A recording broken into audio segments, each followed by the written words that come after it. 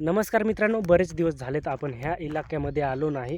तर मित्रांनो, आज आपण आलो आहोत बंधाऱ्याच्या दिशेला आणि बंधाऱ्यावरती जाऊन आपण तिकडचा भाग कसा आहे, बऱ्याच दिवसापासून तिकडचा भाग पाहिला नाही. त्याच्यामुळं आता आपण आज आलो आहोत. खूप दिवसातून बंधाऱ्यावर जाणार आहोत. तर बंधाऱ्यावर म्हणजे तो जुना बंधारा आहे मित्रांनो आणि पूर्ण झालेला नाही. त्याच्यामध्ये पाणी नाही, काहीच नाही. त्याच्यामध्ये मोठमोठाले झाडं आहेत. नाहीतर तुम्हाला वाटेल बंधाऱ्यावर जायला म्हणजे तिकडे त्याच्यामध्ये पाणी असेल. मित्रांनो, तो अधुरा बंधारा आहे. त्याच्या भराव्यावर आपल्याला जायचं आहे. तर जाऊया, भरपूर दिवस झाले आहेत.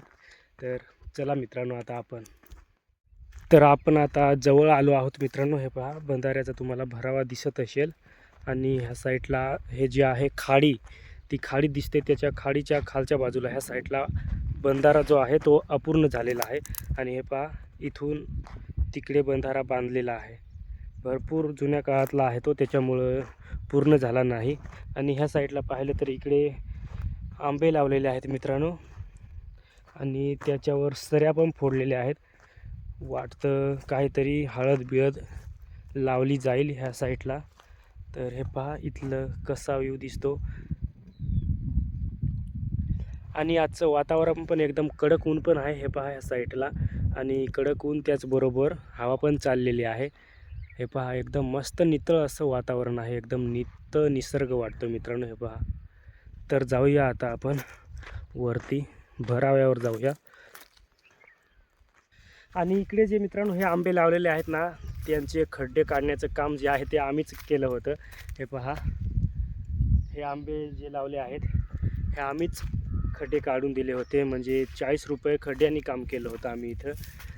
तर भरपूर काम आम्हाला हे परवडलं होतं एकदम मस्त. आणि आंब्यांची सोय पण चांगली केलेली आहे. त्याच्यामुळे एकदम 2-3 वर्षातच आंबे जे आहेत ते एकदम मस्त वाढून आलेले आहेत. तर आता तुम्हाला मी वरती जाऊन थोडा व्ह्यू दाखवतो. एकदम मस्त दिसतोय मित्रांनो व्ह्यू. तर चला आता आपण थोड्या टोकावरती भराव्याच्या. तर हे पहा मित्रांनो, एकदम मस्त असा व्ह्यू दिसतोय.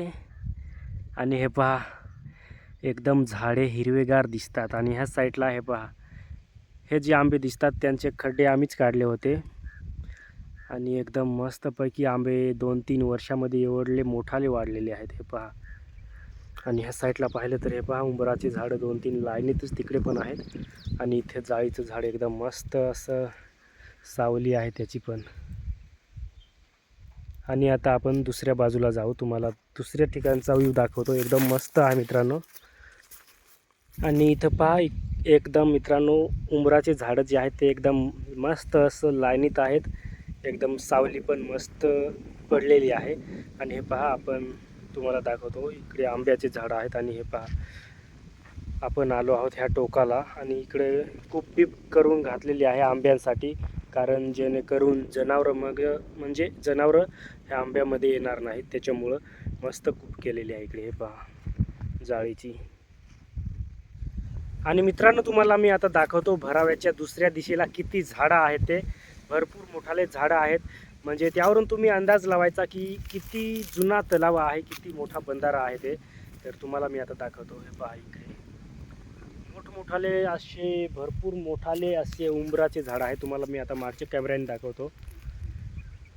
हा, उंबराचे भरपूर मोठाले झाडं भराव्याच्या मध्ये म्हणजे तलावाच्या मध्ये आहेत बंधाऱ्यात. तर हे पहा, आता ह्या उंबराच्या झाडाला किती वर्ष लागलेले असतील ते तुम्हीच अंदाज करून सांगा. एवढा जुना बंधारा आहे मित्रांनो. आणि हे बंधाऱ्याच्या मधच्या बाजूला हे भरपूर असे झाडं आहेत.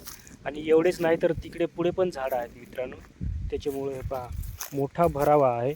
आणि ह्या साईडला पण तुम्हाला दिसत असतील, तिकडे पण भरपूर झाडं आहेत मित्रांनो. आणि इथपर्यंत बांधला होता मित्रांनो. हे पहा, ह्या साईडलाहून तिकडून बांधत आणला आणि ह्या बांधत आणता इथवर संपला. इथून त्या बाजूला बांधायचा होता, म्हणजे भरपूर पाणी साठलं असतं, पण अधुरंच काम राहिलं. आता आपल्याला माहीत नाही का ते, पण हे पहा, त्याच्या भरावर किती मोठाले झाडं उंबराचे झाले आहेत. म्हणजे भरपूर जुन्या काळातला हा बंधारा आहे. आणि मित्रांनो, ह्या ठिकाणाहून हे पहा कसा व्ह्यू दिसतो. एकदम मस्त तिकडून ओहळ येत आहे आणि ह्या साईडला ओहळ वाहून ह्या साईडला खालच्या साईडला जात आहे तिकडे. तर मित्रांनो, आजचा छोटासा ब्लॉग कसा वाटला कमेंट करून नक्की सांगा, कारण ब्लॉग मोठा होत चालला आहे त्याच्यामुळं आपण इथंच समाप्त करू. आणि ब्लॉग आवडला असेल तर लाईक करा, शेअर करा आणि आपल्या चॅनेलला सबस्क्राईब करायला विसरू नका. तर मित्रांनो, आजच्या ब्लॉगमध्ये एवढंच. जय हिंद, वंदे मातरम.